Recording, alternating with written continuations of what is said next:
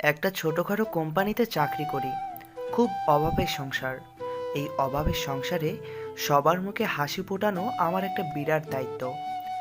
Office থেকে বাসায় যাচ্ছি, এমন সময় দেখতে পেলাম একটা পথশিশু রাস্তায় বসে আছে। আমার কাছে আসলো। ভাই, 20টা টাকা দেন, ভাত খাবো।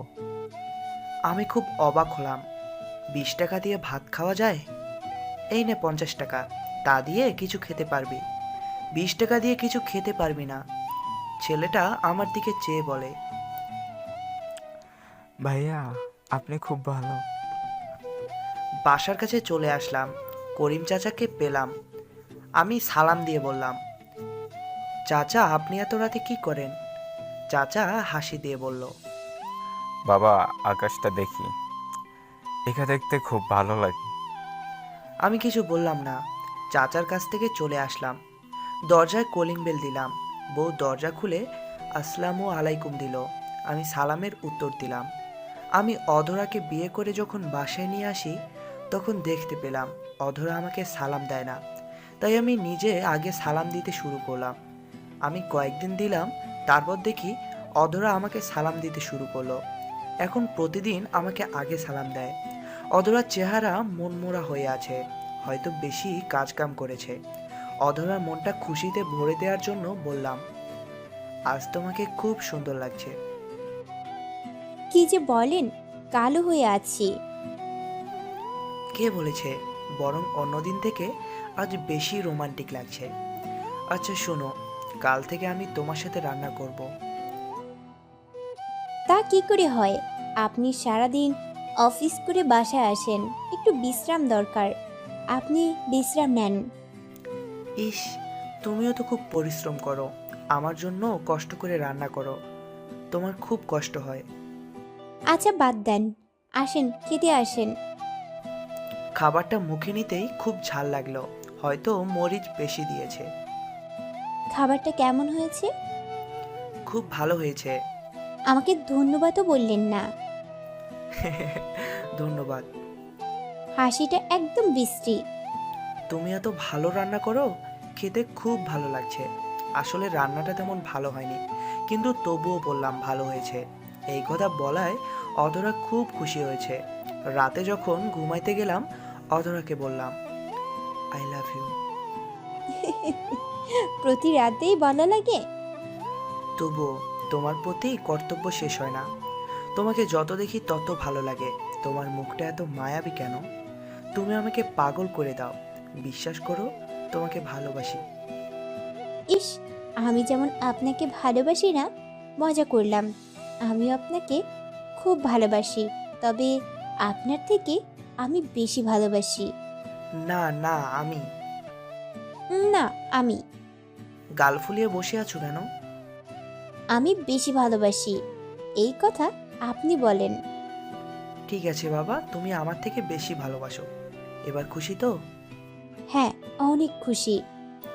অফিসে চলে যাচ্ছি, এমন সময় পাশের বাসার এক দাদি আসলেন। অধরাকে এক চোখ টিপা মারলাম। অধরা তো লজ্জায় একেবারে শেষ। আমি যখন চোখ টিপা মারলাম, তখন দাদি দেখে ফেললেন। জানতে হবে না স্বামীটা কার? আমার স্বামী। বউ আমার, মাথাটা একটু তেল দিয়ে দাও তো। এরপর লজ্জা পেয়ে চলে আসলাম। রাতে ভাত খাচ্ছি, অধরা আমার দিকে ড্যাব ড্যাব করে চেয়ে আছে। বুঝতে পারলাম চাওয়ার কারণ কি। মুখ বড় করে আ করো তো। কেন? এত ভাব ধরতে হবে না, খাইয়ে দিব। মনে হচ্ছে ডিনার করনি। দেন। হু হু হু হু। কি হইল? হাতে কামড় দিলে কেন? খুব ব্যথা পাইছি। ব্যথা পান নাই তো? ব্যথা পাবো কেন? বউয়ের কামড়ে কি ব্যথা পাওয়া যায়? বরং হাতটা শক্ত হয়। ও, তাই বুঝি। দেন, আরেকটা কামড় দেই। না বাবা, আর না, নইলে হাত দিয়ে রক্ত বের হবে। এবার আপনি খান। ওকে।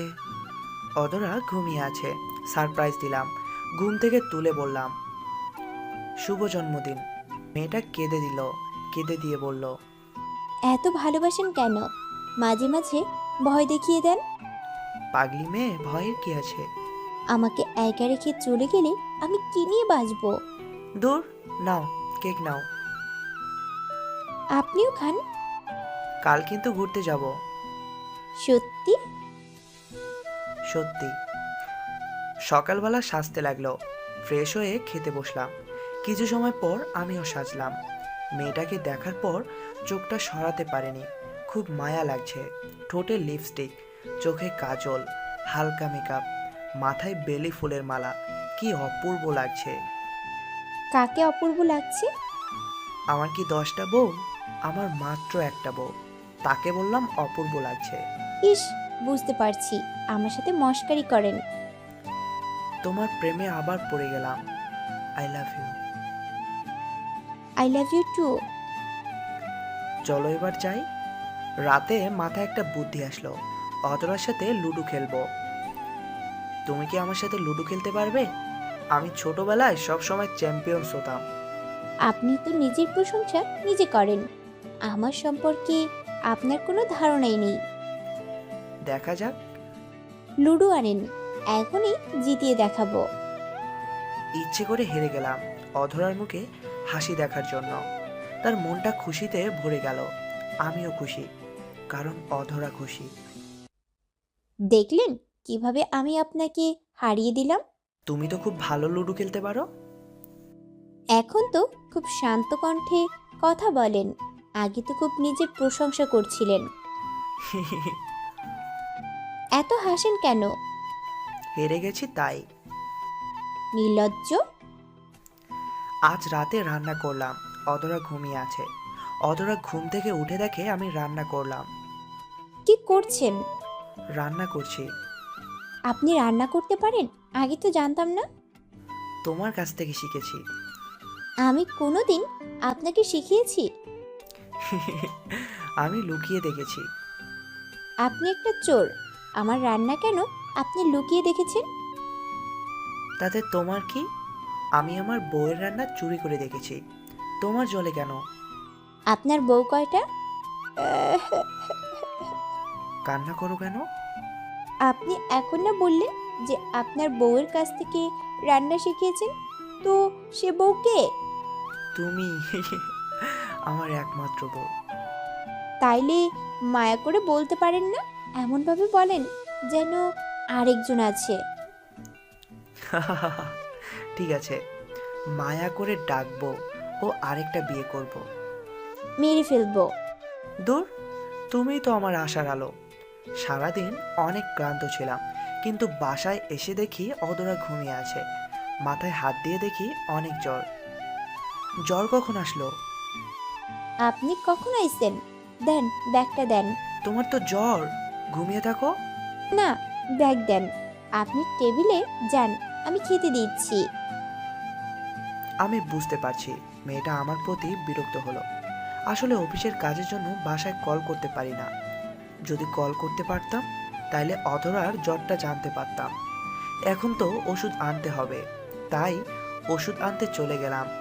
ওষুধ নিয়ে এসে দেখি অধরা টেবিলে মাথা দিয়ে শুয়ে আছে। অধরাকে ঘুম থেকে তুলে ওষুধ খাইয়ে দিলাম। মেয়েটা একটু শান্তি অনুভব করলো। আমার দিকে চেয়ে হয়তো কষ্ট অনুভব করলো। আমিও ঠোঁট ভেঙে অপরাধী সাজলাম। ভালোবাসাটা তৈরি করে নিতে হয়, তাতেই হয় পবিত্র ভালোবাসা। হ্যালো বন্ধুরা, এমন হার্ট টাচিং লাভ স্টোরি পাওয়ার জন্য আমাদের চ্যানেলের সাথেই থাকুন। লাইক, কমেন্ট এবং শেয়ার করতে ভুলবেন না। সাথে সাবস্ক্রাইব করে পাশের বেল আইকনটিতে ক্লিক করে দিবেন। ধন্যবাদ।